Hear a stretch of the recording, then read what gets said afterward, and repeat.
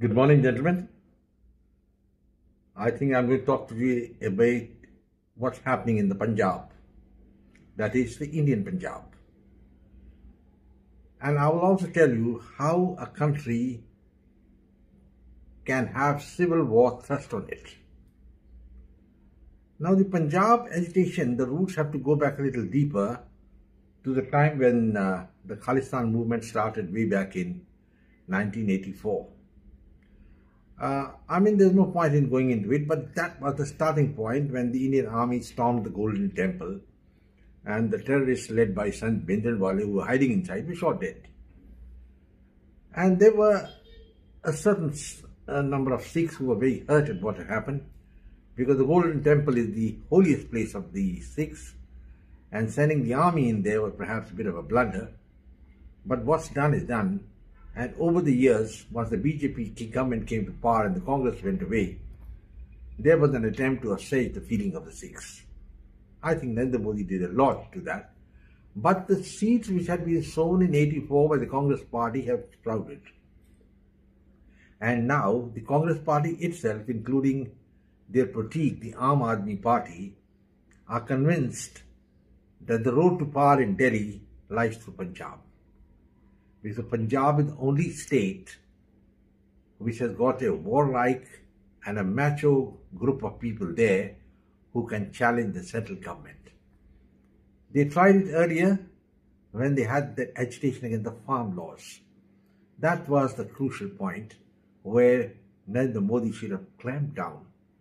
In fact, instead of clamping down, he climbed down, suspended the 3 farm laws, agreed to all the demands of the farmers who were basically from Punjab. That was the farmers' demand was from Punjab, and he gave in. It was a sign of weakness. And I will tell you that not a single farmer from Assam or Maharashtra or anybody was involved in this. In fact, many farmers were very happy that these are the most progressive agriculture laws in 100 years. But anyway, Modi withdrew. He lost his nerve. He thought he was going to win some seats in Parliament and the Assembly. But the net result was the BJP was wiped out in Punjab, totally. And the person who succeeded him was Kejriwal, and he took control of Punjab. Kejriwal was a very shrewd man, give him that credit. And he analyzed the situation that the way we can get to power in the centre is through Punjab, and so he has been formulating plans to destabilize the central government. The Aam Aadmi Party in the last elections won a landslide victory. The Congress was wiped out, and now the Congress is at its end of its teeth, so it's come with folded hands to Kejriwal for an alliance, and Kejriwal has disdainfully agreed. So the Congress is in line now with the Aam Aadmi Party, both in Delhi and Punjab. Not that they're going to win India, but they can destabilize the government in the centre. That is their aim. The aim of Rahul Gandhi. And Kejriwal thinks he's going to be the Prime Minister of India by doing all these activities. I think he's slightly mistaken. And he's playing on the weakness of this Indian government. This is a historical weakness, and I've yet to understand why the BJP should be so weak on this issue. Now, the second farmers' agitation which has commenced now has its root in that first agitation when the BJP backed down and withdrew the 3 farm laws. Here again, the same thing is happening. The farmers from basically Punjab are now getting ready for war. How do you get ready for war? You build up tractors, you take JCBs, you take bulldozers, you weaponize them, and then en masse, the aim is to surround Delhi and enter inside the city. It will be like the Spanish Civil War when when Madrid was surrounded. Now that is something worth thinking, and the aim is to create mayhem and terror so that people will realize that the BJP government is incompetent and maybe these people have a chance. So what is going to happen now? I've been seeing some programs by some pro-BJP news anchors, I'll not name them here, but they've been talking arrant nonsense. Somebody saying that Modi has crushed the back of the agitators. Another person saying another 2 days they are going to pack up and go away. Modi has not given in to the demands of the thing. But all this is a BS. The fact is that agitation is gathering sport, gathering momentum. It's like the gathering storm. And somebody's got to do something about it. Who's going to do it? It has to be central government. But they don't seem to have the mettle and the spunk to deal with these people. Otherwise, this agitation is going on for weeks. And what has been done about it? Nothing. The roads to Delhi are getting clogged and nothing happening. Earlier also, the agitation continues for months. So many were killed. And the Khalistanis who dominated the movement at that time were running around with naked swords. I mean, I've seen pictures of that. And the same thing happening now, gentlemen. Again, the Khalistanis are to the forefront. Pakistan is financing this. And now, as far as I understand, there would be an attempt by these people to try and prise open the border with Pakistan. Though we have the BSF guarding, but once there's an assault from inside, how the BSF going to face? They don't have these weapons with them to face bulldozers, caterpillars, GSBs, tractors. And they're weaponizing these weapons. They got wire cutters and whatnot fixed on them.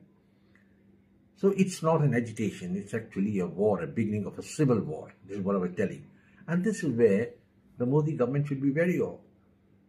You pussyfooter thing keeps getting scared that, oh Baba, we will lose so many seats here and there. As I mentioned one of my earlier seats, what is more important, the BJP winning 400 seats or India becoming stable and strong? So the BJP, in particular the Indian Prime Minister and then Modi, has got to take the decision. And so far, in all his agitations which he has faced, right from Shaheen Bagh, there also, there's the American president here in the Shaheen Bagh rioting was going on. And Modi was just not able to control it because he allowed the embryo to grow. So, gentlemen, this is my point, which I'm making again and again, that India lost in the 9th and 10th century because of this easygoing attitude. Just imagine, Muhammad Ghazni came 17 times from the Khyber Pass and Indians could not stop him even once. And the same thing is happening now. The second agitation has commenced. Rather, if you add the Shaheen Bagh, I mean, agitation starts every 6 months. And the government keeps on saying, we'll negotiate. They negotiate in Chandigarh, this thing, that thing. They very well know that these people don't want to negotiate. They have a one-point aim to destabilize the central government under Modi. And Modi has not yet realized it. That this is, maybe he's realized it, but then what is the problem? Maybe there's a problem. I remember reading one book by Alistair MacLean, Fear is the Key. I think there's a fear of the unknown. Oh, Baba, if we do this action again, then what is going to happen to us? Nothing's going to happen for the good of the country. You have to take it. The Supreme Court, we have seen that again, is a spine that's on top of the entire heap. And the judges have their own axe to grind. I don't blame them. So they might come out with any sort of judgments here and there, but Parliament is supreme. And even all decisions of the Supreme Court can be negated once amendments are passed to the Constitution. So Modi has to decide what has to be done. He can keep on playing ball with these people and then these agitations will be called off and somebody will triumphantly, like his supporters say, he's called off the agitation. And after 6 months again it will start. So you've got to nip the flower in the bud. You can't allow it to flower.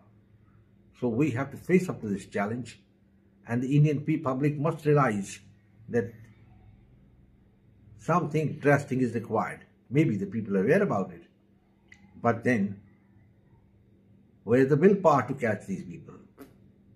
If Modi is wise, by now he would have called in the armed police, maybe use the paramilitary forces like the BSF, and you need a couple of heavy gunships moving around there, you know.